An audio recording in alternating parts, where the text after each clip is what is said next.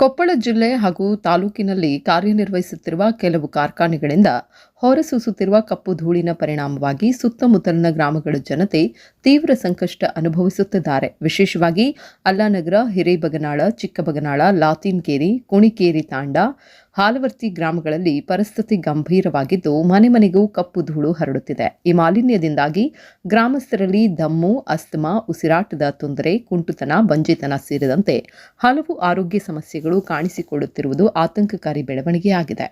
ಪರಿಸರ ಮಾಲಿನ್ಯ ನಿಯಂತ್ರಣಕ್ಕೆ ಸಂಬಂಧಪಟ್ಟ ಅಧಿಕಾರಿಗಳು ಸಮರ್ಪಕ ಕ್ರಮ ಕೈಗೊಳ್ಳದಿರುವುದಾಗಿ ಸಾರ್ವಜನಿಕರು ಆರೋಪಿಸಿದ್ದಾರೆ. ಕೆಲವು ಅಧಿಕಾರಿಗಳು ಕರ್ತವ್ಯ ಲೋಪವನ್ನು ತೋರಿಸ್ತಾ ಇದ್ದು ಕಾನೂನುಬದ್ಧ ಕ್ರಮ ಕೈಗೊಳ್ಳುವ ಬದಲು ನಿರ್ಲಕ್ಷ್ಯ ವಹಿಸುತ್ತಿದ್ದಾರೆ ಎಂಬ ಆರೋಪ ಕೇಳಿ ಬರ್ತಿದೆ. ಇದರಿಂದ ಜನರಲ್ಲಿ ಆಕ್ರೋಶ ವ್ಯಕ್ತವಾಗ್ತಾ ಇದೆ.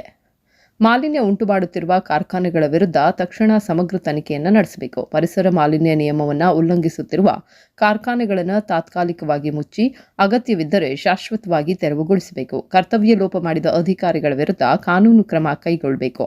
ದುಡ್ಡು ನೀಡಿ ಅಕ್ರಮ ನಡೆಸುತ್ತಿರುವ ಕಂಪನಿಗಳ ಮಾಲೀಕರ ಮೇಲೆ ಪ್ರಕರಣವನ್ನು ದಾಖಲಿಸಬೇಕು.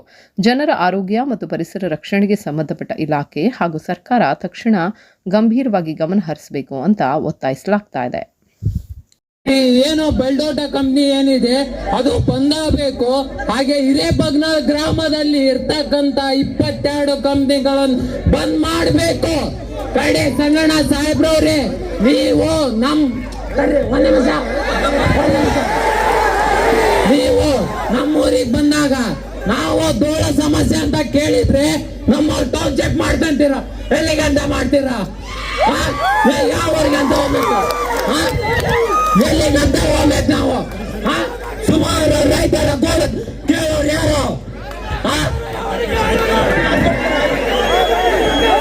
ದಯಮಾಡಿ ಎಲ್ಲರೂ ಕೂಡ ವೇದಿಕೆ ಮುಂದ್ಗಡೆ ಹೋಗ್ಬೇಕು. ಎಲ್ಲರೂ ಕೂಡ ವೇದಿಕೆ ಹತ್ರ ಬರಬೇಡ್ರಿ ದಯಮಾಡಿ. ಎಲ್ಲ ರೈತ ಬಂಧುಗಳೇ, ಈ ಸಭೆ